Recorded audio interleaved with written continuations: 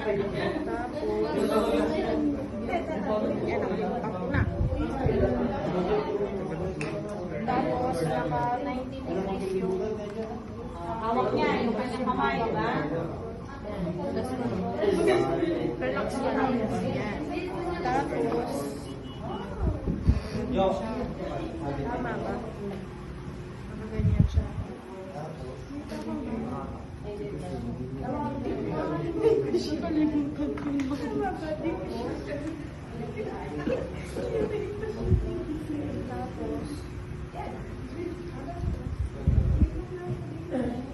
Okay, asa yung apex? Ano mo naman? Ito po. Okay, pumunta ka doon. Sarap. Okay. So, ipapasok mo yung baba. Ito mo naman, ikot mo dito.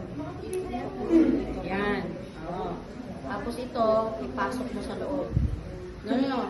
Dito, pasok. Oh, sige. Yung arm. Tama yan. Ganito ang hawak sa arm. Ganito ang hawak sa arm. Ganito. Siyempre, sige, pasok mo lahat. Pasok mo lahat. Lahat. Oo. Lahat. Okay. Oh, tapos, dito mo siya itatalim, ma'am. Tanggalin na yung kamay. Okay. Dito mo siya itatalim. Sa kabila. Parang baliktad ka. Baliktad ka. Sige. Ulitin yung kamay. Ulitin yung kamay. Nakaganon ka. Harap ka sa kanya. Okay. Yan ay nasa apex. Yun, baliktad ka. Yun. Yun. Ayun. Okay. Sige. Masok. Okay.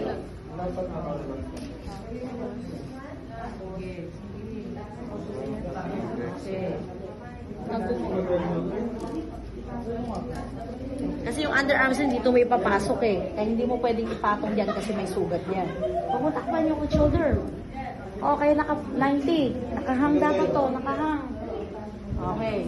So, ibuhog dito sa clavicle, collarbone. Ideally sa clavicle natin kinatawag. So, mas mahirap ang open bandaging, no? Mas mahirap siya.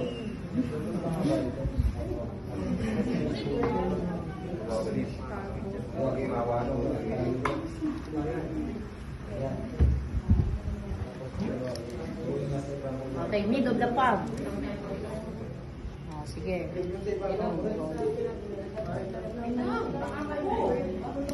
Yung asa yung apex, ma'am? Apex. Okay, i-twist, itak. Pag maluwag, ma'am. Twist, itak. Yan. So, arms length. So, nag-injury, dito. Na. Sige, tanggalin mo, ma'am.